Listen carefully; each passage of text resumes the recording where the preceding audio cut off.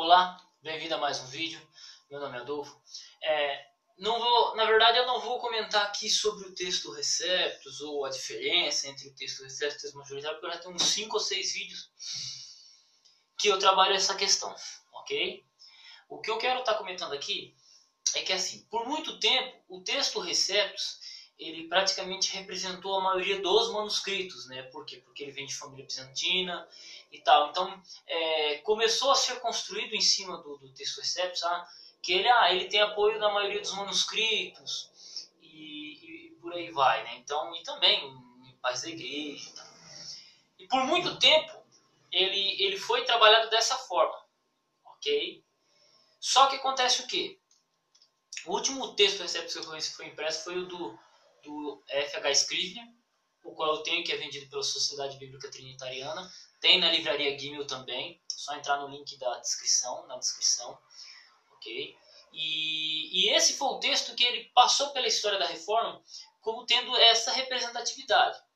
O que acontece?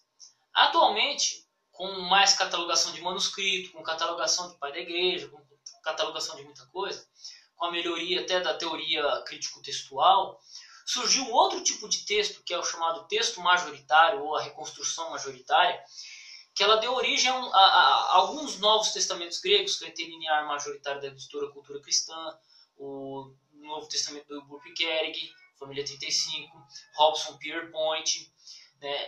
Pelo menos esses três aí surgiram, e eles são embasados na maioria dos manuscritos, né? São embasados na maioria dos manuscritos. E eles, atualmente, correspondem à real maioria dos manuscritos. Só que eles divergem do texto receptus uma pequena porcentagem de escolha de versos, omissão de texto e por aí vai. No qual o texto receptus apenas fica solitário. Então, assim, e o que acontece? Hoje, atualmente, você tem muita gente confundindo ainda texto receptus com texto majoritário. Tem gente até que acha que o texto receptus é a maioria dos manuscritos e o texto majoritário não é. Acredite se quiser. Então, assim, essa linha de estudiosos, né, surgiu na década de 80. Zane C. Rodrigues, Wilbur Piquerig, Robson Pierpoint. Né, tanto que Robson Pierpoint publicou o Novo Testamento grego deles em 2005. Wilbur Piquerig em 2015. Zane C. Rodrigues, que é o mais antigão, que é o nosso interlinear querido aqui, que a gente também tem na livraria Gimel, que é o que eu mais uso.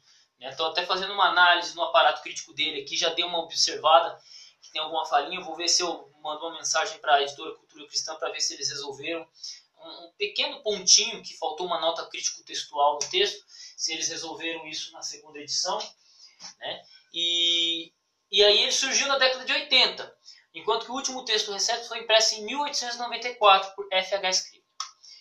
Então, assim, o que eu quero sintetizar nesse vídeo? Texto majoritário e texto receptus não é a mesma coisa. Se eu fosse jogado 100 anos, 200 anos para trás, 100 anos atrás seria 1918, não. Se eu fosse jogado 200 anos para trás, defendendo o texto majoritário da maneira que ele eu seria chamado de eclético liberal dos caramba. Eu seria chamado assim, eu seria taxado dessa forma pela visão que eu encontro no texto. O que você tinha? Você tinha o texto receptus estabelecido dogmaticamente, não cientificamente, mas dogmaticamente. E você tinha pessoas que defendiam o texto receptus em si, o texto em si, não uma linha de reconstrução textual. É por isso que muitos teóricos da crítica textual abandonaram o texto receptus de vez, ou tentaram se afastar dele por causa do seu dogmatismo. Por outro lado, surgiram homens no final do século XVIII, século XIX, no qual eles vieram dando base para a teoria majoritária. Um deles é John Burgon. Eu quero gravar vídeos futuramente sobre John Burgon, que foi um erudito da época que ele combateu ferozmente e tenazmente o Scott and Hort. A sua teoria já está ultrapassada em si, né? O principal pessoa que desenvolveu mais foi o Burke-Kerrig, a teoria dele, com mais catalogação e tal, né? Quem segue praticamente a mesma linha dele é o Wilbur Piquerig e logo em seguida nós, majoritários menores aí, seguimos por esse caminho, tá? E o John Burgon, ele começou a fazer catalogação de pais da igreja e tal, para defender um texto chamado texto tradicional. O que seria o texto tradicional? O texto tradicional, ele, às vezes ele é comparado com o texto receptus. Ele, na verdade, em si ele é chamado texto receptus, mas vai depender da nomenclatura que cada um utiliza. Uns utilizam texto receptus, outros utilizam texto tradicional, né? Até esse período, você poderia encontrar alguém falando de um texto majoritário, falando que o texto receptus representava a maioria dos manuscritos, tá? Porém, com os avanços críticos textuais, percebe-se que o texto receptus, nem todas as leituras dele constam na maioria dos manuscritos. Nem todas as leituras dele constam. Tá? Isso eu vou estar passando mais para frente para vocês, porque eu estou analisando o aparato crítico, pelo menos dos antisserióticos. Eu estou fazendo uma análise mais profunda. Isso leva tempo. Eu terminei meu ano bíblico no texto receptus, então já comecei nos antisserióticos. Vou fazer uma leitura só do texto majoritário contra o texto contra os sinaíticos e vaticanos, e fazer depois outra leitura no Novo Testamento, só vendo onde o texto majoritário e o texto receptus diferem, que vai dar 2.000 versos bíblicos. Isso os antisserióticos já o fez. Tá? Eu só preciso achar os pontos, e pontos onde que o texto majoritário, pontos onde o texto receptus não consta na maioria dos manuscritos. Mas isso é só olhar na quinta edição revisada, alguns versos ali, você já encontra. O que acontece? Eu vejo que tem muita gente que acaba se embananando, se misturando as duas coisas. Fala, não, o cara defende o texto majoritário, ele defende o texto receptus. O cara defende o texto receptus, mas ele defende o texto majoritário. Não é bem assim. Quem defende o chamado texto receptus, que é aquele textinho lá no fundinho lá, ele defende um texto estabelecido. Eu não defendo um texto estabelecido, basicamente. Eu defendo uma linha de reconstrução textual. Quando o nego fala assim, o texto eclético. Não, a gente fala texto eclético ou texto crítico. Né? Mas o texto eclético, ele na verdade não é um texto em si, é uma teoria de reconstrução textual, o qual dá origem a 2 Novos Testamentos, no Nestle Aland e a quinta edição revisada, que atualmente utilizam o mesmo texto grego. Porém, esse texto muda com o tempo. E por que muda com o tempo? Não só o Nestlé quanto a quinta edição revisada, quanto o próprio texto majoritário. Por que eles mudam com o tempo? Você tem catalogação de manuscrito, você tem avanço nas teorias críticos textuais, você tem uma nova luz sobre um pai da igreja, você tem uma nova luz sobre um manuscrito que não estava catalogado. Então, isso tudo traz mais luz e mais precisão ao texto que nós temos atualmente. Eu afirmo com todo carinho, com todo respeito, que nós temos os melhores textos publicados atualmente. Temos melhores textos publicados atualmente e catalogados com teorias muito melhores do que 200 anos atrás, do que 500 anos atrás, quando o texto receptus foi impresso pela primeira vez. O texto de Erasmo, né? O texto receptus, ele passa a ser uma nomenclatura apenas posteriormente. Isso, quem quiser ver, só vê meu vídeo sobre sobre o texto, a história do texto receptus e tal. Então, assim, o texto que nós temos hoje, ele é muito mais avançado. Isso, quando eu falo, não só falo do majoritário, que é a linha que eu defendo, mas eu falo também do próprio texto eclético. Ele é muito mais avançado, são muito mais avançados e muito mais precisos dentro das suas teorias de reconstrução textual do que 50 anos atrás, do que 100 anos atrás. Muita coisa andou. A gente chegou em 99,9 do que pode ser construído, cara. Do que pode ser construído. São dois caminhos diferentes, mas são os melhores dentro das suas perspectivas. Texto eclético e texto majoritário. Né? Texto, nas suas duas teorias, deu luz a dois textos excelentes. Então, assim, dizer que um defensor do texto majoritário é essencialmente um defensor do texto recebido, não é. E um defensor do texto recebido não é essencialmente um defensor do texto majoritário. Não é. Não é. Você pode pegar qualquer defensor do texto recebido, eles vão defender com unhas e dentes 1 João 5,7, Atos 8,37, muitos outros textos que, se você analisar, eles não constam na maioria dos manuscritos.